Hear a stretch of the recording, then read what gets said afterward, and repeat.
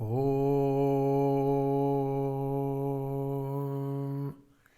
Sahana Vavatu Sahana Namasté, bonjour, je m'appelle Philippe, Bhunatu j'ai créé ce podcast pour partager avec vous certaines pépites de la philosophie et de la pratique du yoga, mais aussi parce que je souhaite partager ma passion qui m'anime depuis 25 ans.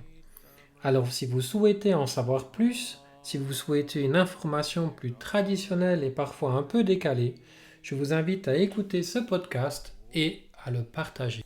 Sans transition, arrêtons de nous trouver des excuses. Arrêtons de nous trouver des excuses est un des messages principaux de la Bhagavad Gita. Quand on lit ce grand dialogue entre Krishna et Arjuna, nous voyons que le mental est, en fait, un grand champion pour trouver des excuses. Durant ce profond dialogue, de nombreuses fois Krishna balaye gentiment Arjuna qui essaye de se trouver des excuses. Et pourquoi Arjuna essaie-t-il de se trouver des excuses? Qui est-il et quelle est sa situation? Arjuna, c'est le plus grand guerrier de son royaume. Il est appelé à régner sur celui-ci, car il en a hérité de son grand-père, Pandu. Sa vie est consacrée au dharma, c'est-à-dire à la justice et à l'harmonie. Et il doit se battre, ce qui est son devoir de guerrier, pour rétablir la justice.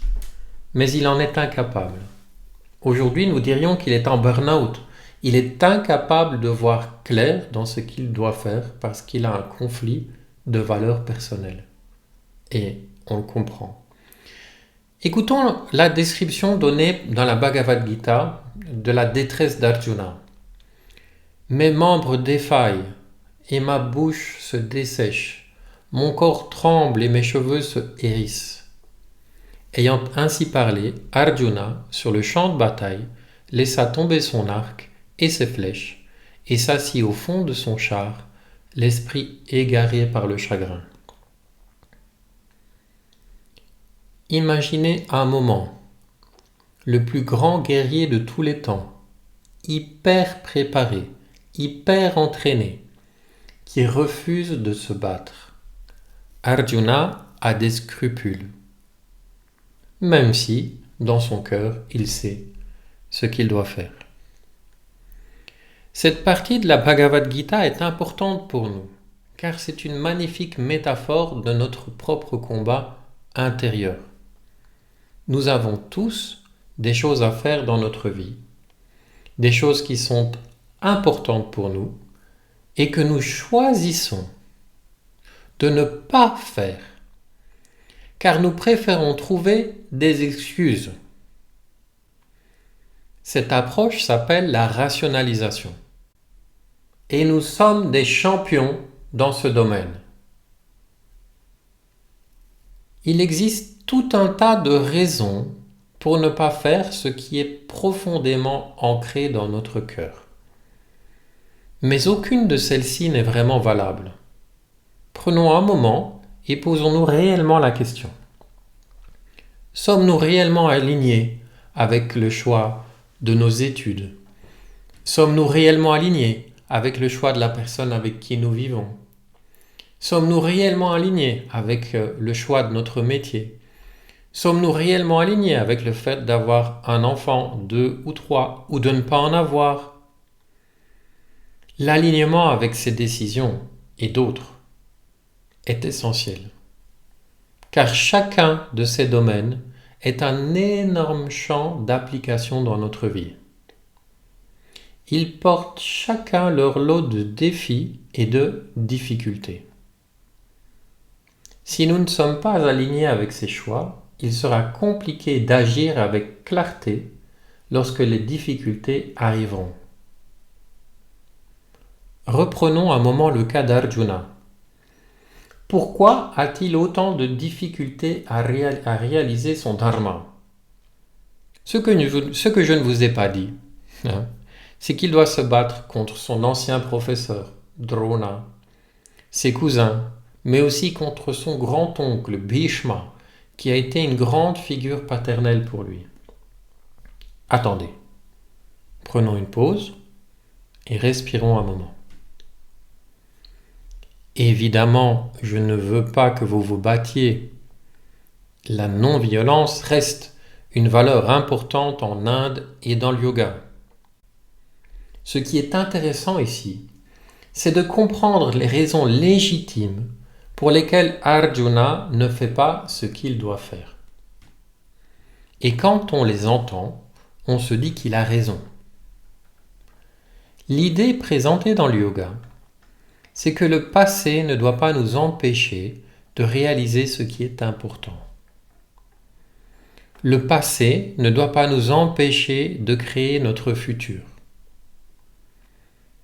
Mais quand nous regardons notre passé, nous y trouvons toutes les excuses possibles pour ne pas agir. Nous avons tous des traumas, nous avons tous eu des difficultés, ou bien nous avons eu aussi beaucoup de confort, mais nous devons aller de l'avant, car c'est aller de l'avant qui est le juste, même si c'est compliqué. Ce poids du passé, dans le yoga, on l'appelle Mahat. Comme Arjuna, nous nous enfermons nous-mêmes aussi souvent dans un rôle de victime à cause du passé. Et c'est là que nous trouvons toutes les bonnes excuses pour ne pas faire ce qui est juste. En fait, le message de la Bhagavad Gita, elle nous demande de nous confronter à nous-mêmes. C'est cela le vrai combat d'Arjuna. C'est d'aller consciemment à l'intérieur de soi et de voir ce qui nous appartient réellement à nous, ou bien ce que le passé a créé en nous. Cela demande du temps, de la pratique, de la discrimination, et parce que nous ne sommes pas parfaits, des erreurs aussi. Et c'est pour cela qu'Arjuna ne se bat pas. Le combat intérieur est le plus dur. Parce que comme Arjuna, quand nous acceptons d'aller à l'intérieur, nous devons accepter de prendre nos responsabilités, d'agir et de nous prendre en main. Tout le contraire, en fait, du mode victime dans lequel nous aimons nous complaire, désolé de le dire, par confort ou par habitude. Donc, arrêtons de nous chercher des excuses et cela permettra d'ouvrir une réelle introspection en nous. Et là, le réel travail de transformation peut commencer.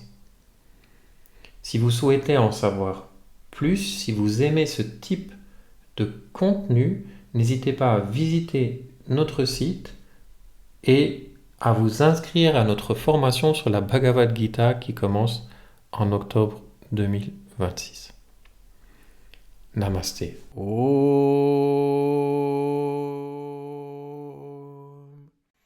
Shanti Shanti.